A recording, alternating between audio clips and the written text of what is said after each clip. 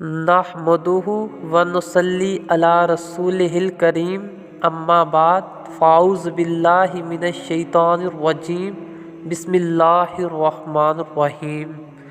لقد کان لکم فی رسول اللہ اسوۃ حسنہ، یقیناً رسول اکرم صلی اللہ علیہ وآلہ وسلم کی زندگی تمہارے لیے بہترین نمونہ ہے۔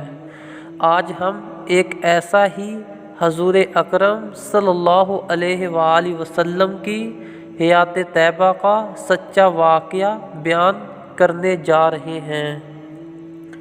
جیسا کہ آپ صلی اللہ علیہ وآلہ وسلم کا معمول تھا، جب گھر پر ہوتے کام کاج میں اپنی ازواج مطہرات کا ہاتھ بٹاتے۔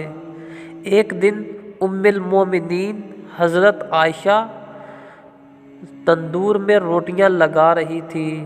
حضور اکرم صلی اللہ علیہ وآلہ وسلم قریب تشریف لائے اور فرمایا، عائشہ ایک روٹی مجھے بھی لگانے دو۔ ام المومنین نے آٹے کا پیرا حضور صلی اللہ علیہ وآلہ وسلم کے ہاتھ میں تھما دیا۔ آپ صلی اللہ علیہ وآلہ وسلم نے اس کی روٹی بنائی اور تندور میں لگا دی۔ واپس تشریف لے آئے۔ حضرت عائشہ اپنی تمام روٹیاں جو انہوں نے اپنے ہاتھ سے لگائی تھی پکا کر واپس لے آئی۔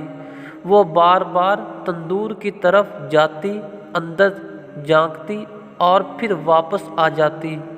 اس طرح وہ تندور کی طرف بار بار جاتی اور واپس آتی۔ بڑی پریشان ہوئی۔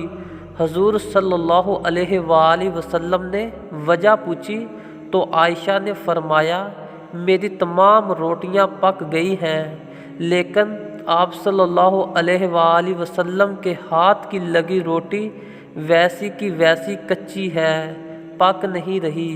حضور صلی اللہ علیہ وآلہ وسلم نے مسکراتے ہوئے فرمایا، عائشہ میرے ہاتھ کی لگی روٹی کو آگ نہیں چھوئے گی، وہ نہیں پکے گی۔ سبحان اللہ، سبحان اللہ۔ بے شک آپ صلی اللہ علیہ وآلہ وسلم عظیم الشان خلق پر قائم ہیں، یعنی آداب قرآنی سے مزین اور اخلاق الہیہ سے متصف ہیں۔